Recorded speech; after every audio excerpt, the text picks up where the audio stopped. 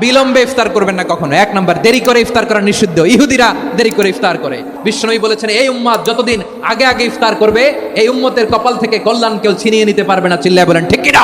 আজানের জন্য বসে থাকবেন না, সময় দেখবেন। স্থানীয় সময় যখন সূর্যাস্ত হওয়া মাত্রই বিসমিল্লাহ, খেজুর খেয়ে ফেলবো।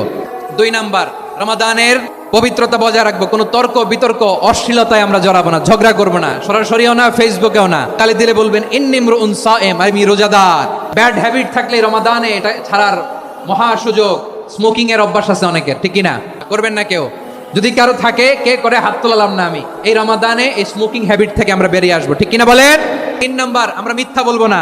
বিশ্বনবী বলেন, মানলাম ইয়াদা কাওলা যুরি ওয়াল আমালা বিহি ফালাইসা লিল্লাহি হাজাতুন ফি আইয়াদা তাআমাহু ওয়া শারাবা। যে রমজানে মিথ্যা কথা, মিথ্যা কাজ, মিথ্যা সাক্ষী ছাড়তে পারে নাই, তার না খেয়ে থাকা, উপবাস থাকা দিয়ে আল্লাহর কিছু যায় আসে না। 4 নাম্বার, অপচয় করব না। অপচয়কারী শয়তানের ভাই। আচ্ছা, যে শয়তানের ভাই ও নিজেও আরেকটা কি? শয়তান। যে শয়তানের ভাই ও নিজেও আরেকটা কি? অপচয় করব না। ইফতারি করতে যে আমরা অনেকে অপচয় করি, এগুলো করবেন আপনারা না। অপচয় অপব্যয় করব না। 5 নম্বরে, রিয়া, লোক দেখানো ইবাদত আমরা করব না।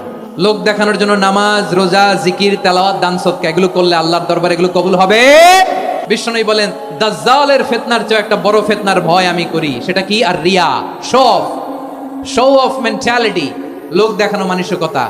এটা থেকে আমরা বিরত থাকবো ইনশাআল্লাহ। 6 নাম্বার, অনেক গুরুত্বপূর্ণ। ব্যবসায়ী ভাইয়েরা, অনেক অসাধু ব্যবসায়ী আছে, রমজান আসলে নিত্য প্রয়োজনীয় পণ্যের মূল্য বৃদ্ধি করে দেয়। এগুলো করবেন না। মজুদদারি করবেন না। পণ্যের কৃত্রিম সংকট বাজারে করবেন না। আপনি লাখ টাকা কামায়া ভাবছেন যে রোজাদারদের কষ্ট দিয়ে ধনী হবেন।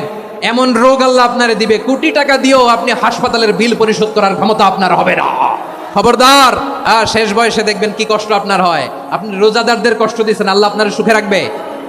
আল্লাহর দোহাই লাগে, আমার ব্যবসায়ী ভাইরা এটা করবেন না। আরব বিশ্বে আমরা দেখেছি, আরব বিশ্বের ব্যবসায়ীরা সারা বছরে ব্যবসা করে, রমজানে ভর্তুকি দেয়। আর আমার দেশের কিছু অসাধু ব্যবসায়ী রমজানে গলাকাটা ব্যবসা করে আর সারা বছর সেইটার উপর দিয়ে চলে। চিল্লায় বলেন ঠিক কিনা? করবেন না, এটা করবেন না। নিত্য প্রয়োজনীয় পণ্যের মূল্য বৃদ্ধি করা হারাম, পণ্যের কৃত্রিম সংকট তৈরি করা হারাম, মজুদদারি করা হারাম, রোজাদারদেরকে কষ্ট দেয়।